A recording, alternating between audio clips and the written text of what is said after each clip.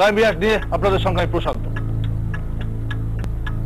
মেয়ের বিয়ের পর তার বাবা মা চান তার মেয়ে যেন শ্বশুর বাড়িতে সুখে থাকে, শান্তিতে থাকে, আর সেই আশা নেই যে কোনো মেয়ের পরিবার তাদের মেয়েকে বিয়ে দেয়।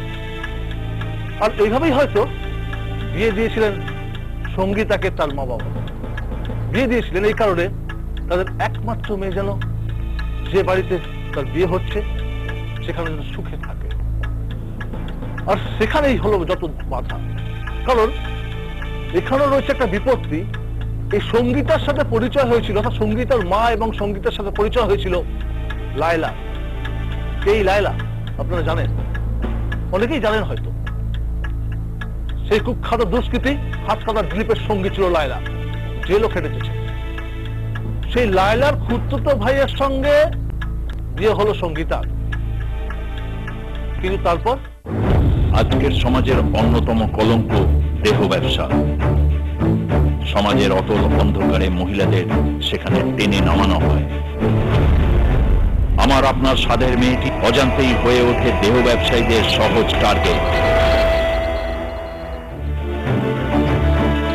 সমাজের সকলের নজরে সে তখন ব্রাত্য, তাকে সামনে রেখে নাকি আর চলাই যায় না।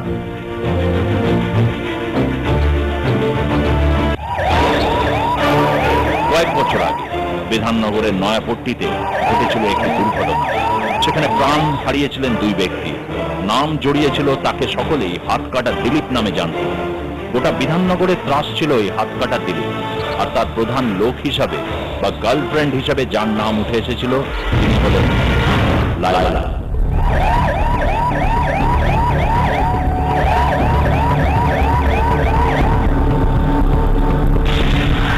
যাকে এর আগেও পুলিশ গ্রেফতার করেছিল।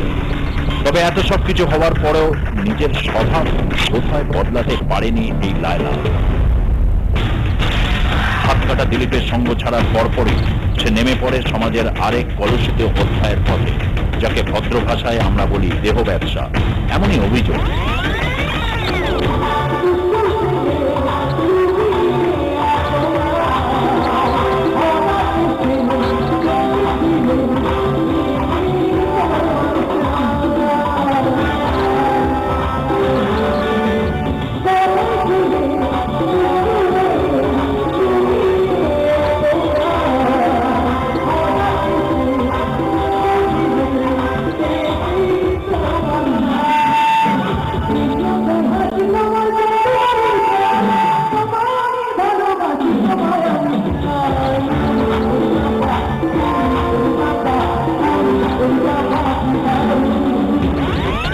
লায়লার খপ্পরে পড়ে যায় সঙ্গীতা অধিকারী নামে এক অসহায় তরুণী, যার চোখে ছিল অনেক স্বপ্ন, কিন্তু সেই সমস্ত স্বপ্নকে লায়লা নিজের স্বার্থসিদ্ধির জন্য টেনে পিছড়ে নামিয়ে নিয়ে আসে এক অন্ধকার জগতে। নিজের খুড়তুতো ভাইয়ের সঙ্গে সঙ্গীতার বিয়ে দেয় লায়লা। এক্সপোর্ট ইম্পোর্টের ব্যবসাকে সামনে রেখে সঙ্গীতাকে দিয়ে দেহ ব্যবসায় নামাতে চায় লায়লা, এমনটাই তো অভিযোগ। সময়টা ছিল 4 এপ্রিল 2010। ছলে বলে কৌশলে লায়লা নিজের খুড়তুতো ভাইয়ের সঙ্গে সঙ্গীতার পরিচয় ঘটায়। এরপর 14ই আগস্ট বিয়ে এবং 23শে আগস্ট হনিমুনে যায় তারা। নিরীহ সঙ্গীতা তখনও বুঝতেই পারেনি কি অপেক্ষা করে আছে তার জন্য। সঙ্গীতাকে নিয়ে বাংলাদেশ সফর করে লায়লা। সঙ্গে ছিল স্বামী সমীরণ, লায়লার স্বামী জয় মণ্ডল এবং কাজের মেয়ে কবিতা আদক।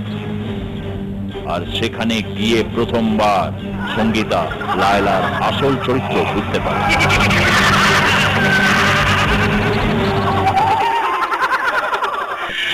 সরস্বতী পুজোর পরের দিন বাংলাদেশ আমাকে নিয়ে গেছিল মিস লায়লার হাজবেন্ড, কাজের মেয়ে আর আমার স্বামী আর আমি। এই কজনই গেছিলাম বাংলাদেশে। আমার একটা ভাসুরও ছিল, ভাসুরও গেছিলেন।